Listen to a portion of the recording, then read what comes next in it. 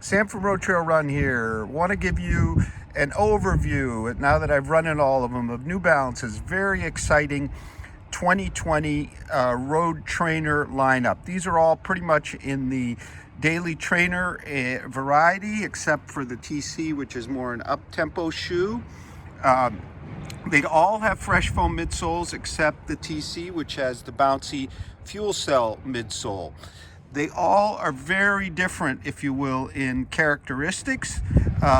So I'm going to try to explain all of that to you in the video. So the TC is New Balance's $200 carbon-plated up-tempo trainer and racer. It weighs 9.15 ounces in a US 9 or 259 grams. It has a 30 millimeter heel, 20 millimeter forefoot, so a 10 millimeter drop. All of our testers, and you can see our full written review at Road Trail Run, I'll link it here, have thought that this is one of the most fun and exciting rides of the year. The fuel cell foam is bouncy, yet the plate keeps you really well directed. It has a performance-oriented upper with quite a bit of toe box room. Maybe not quite as wide as some of the others, but certainly fit all of us really well. It's somewhat rockered given the plate, and it's super dynamic in ride. So that's your speedster with plenty of cushion. It's definitely the most fun to run of the bunch and the priciest at $200. So next we have the 1080 V10. This one has a fresh foam midsole. It has a stretch knit upper. All of our testers really liked it, in the sense that it's a somewhat rockered ride. It's a little stiffer than, say, the 880 I'll talk about.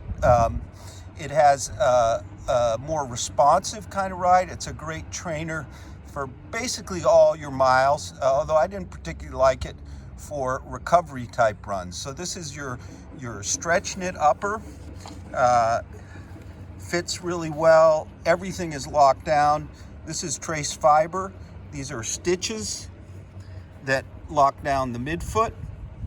So in terms of weight and stack and so on, it comes in at 9.5 ounces or 269 grams, so a touch more than our TC. It has an 8 millimeter drop versus the 10 of the TC. Price-wise, it's $150, whereas our carbon-plated TC is $200. A great all-around shoe. You might compare it to the a Skechers Ride 8 or a Saucony Triumph 17, whereas our TC you might definitely compare to a Zoom Fly of the various varieties. I much prefer it. I found the Zoom Fly kind of awkward, and React Foam not nearly as lively and fun to run as this beauty. Now, moving over to a shoe I've only really tested in the past, version 7 in a Gore-Tex. This is the 880 V10. It is completely reimagined, if you will, while retaining its essence as a more traditional-oriented daily trainer. So it's a 10 millimeter drop. It's $130.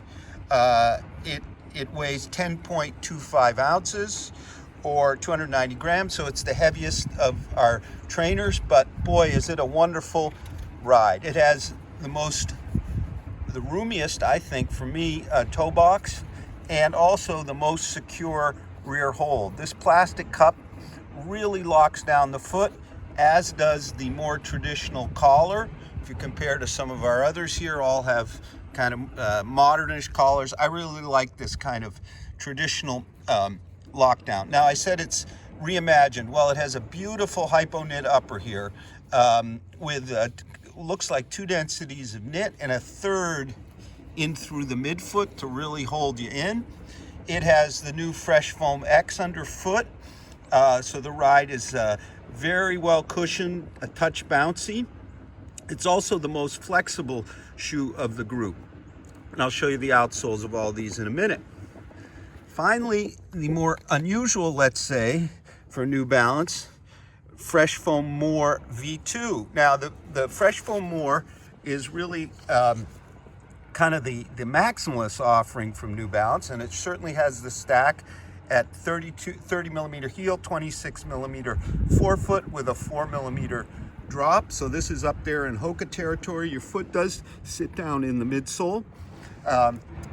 It has a kind of a simple engineered mesh. I would say it has the most secure toe box, maybe not the roomiest, even though it looks kind of wide, just not much stretch to the upper. It's a $160 shoe. It'll come out March, April, so it's the only one that isn't out now. You notice that it's a 4 millimeter drop, whereas all of our others are between 8 and 10. So this is the low drop option. In terms of the ride, it's quite responsive. Actually, probably the most responsive of any of the shoes. It's also the stiffest with kind of a flat feeling. It doesn't really have much of a rocker. So it is basically very inherently stable. I'll flip it over so you can see. You see that super wide platform, and I'll compare it to some of the others. So it can definitely serve as a light stability shoe. And while we're talking about light, of all the shoes here, it is also the lightest, coming in at well, a little heavier than the TC, but 9.25 ounces or 262 grams.